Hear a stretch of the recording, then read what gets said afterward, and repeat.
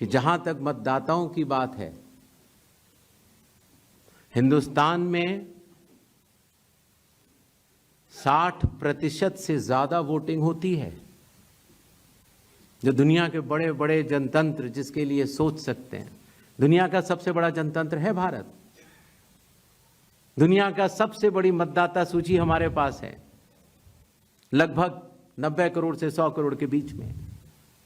सबसे बड़ी मतदाता सूची, सबसे बड़े चुनाव कर्मियों की फौज, सबसे ज्यादा मतदान करने वाले लोगों की संख्या, और इन सब के समक्ष, सारे मीडिया के समक्ष ये कहना कि अगर मतदाता सूची में आपका नाम एक बार और है तो आपने 2 बार मतदान किया होगा और कानूनी अपराध किया होगा, और मेरे सारे मतदाताओं को अपराधी बनाना और चुनाव आयोग शांत रहे, संभव नहीं।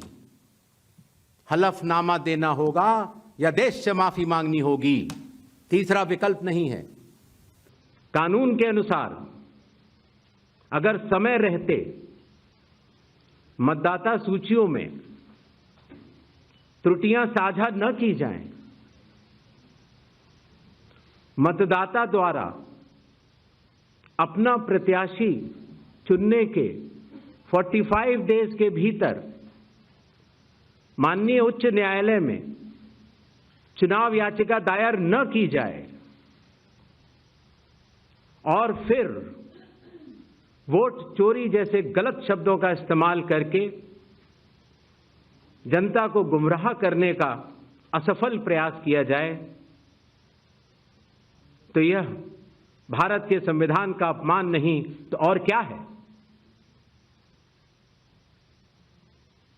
जहां तक कि मशीन रीडेबल मतदाता सूची का सवाल है, माननीय सुप्रीम कोर्ट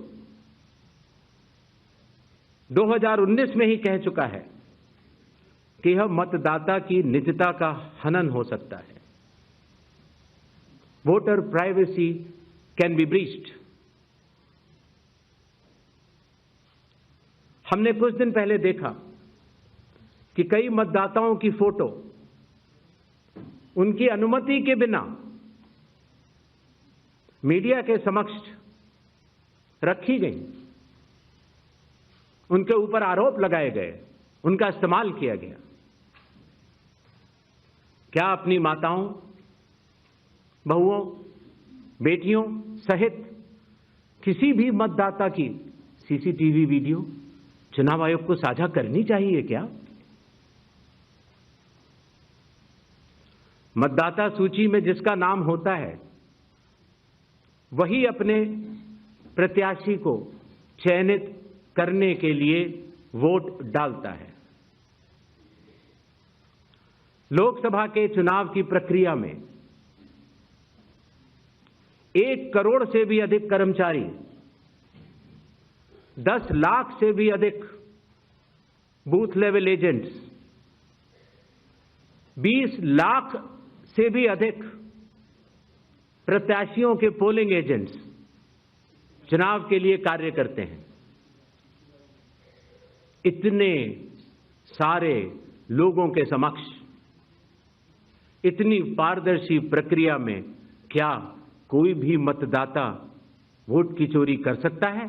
सबसे पहले चुनाव आयोग मतदाताओं के नाम एक संदेश देना चाहता है। भारत के संविधान के अनुरूप भारत का हर नागरिक जो 18 वर्ष की आयु पूरी कर चुका हो, उसे मतदाता अवश्य बनना चाहिए और मतदान भी अवश्य करना चाहिए। आप सभी जानते हैं कि कानून के अनुरूप हर राजनीतिक दल का जन्म चुनाव आयोग में रजिस्ट्रेशन से ही होता है। तो फिर चुनाव आयोग उन्हीं राजनीतिक दलों में भेदभाव कैसे कर सकता है? चुनाव आयोग के लिए न तो कोई विपक्ष है, न तो कोई पक्ष है, सब समकक्ष हैं। चाहे किसी भी राजनीतिक दल का कोई भी हो, चुनाव आयोग अपने संवैधानिक कर्तव्य से पीछे नहीं हटेगा। कुछ मतदाताओं द्वारा दोहरे मतदान के आरोप लगाए गए, सबूत मांगने पर जवाब नहीं मिला। ऐसे मिथ्या आरोपों से न तो चुनाव आयोग डरता है और न ही कोई मतदाता। जब चुनाव आयोग के कंधे पर बंदूक रखकर भारत के मतदाताओं को निशाना बनाकर राजनीति की जा रही हो, तो आज चुनाव आयोग सबको स्पष्ट करना चाहता है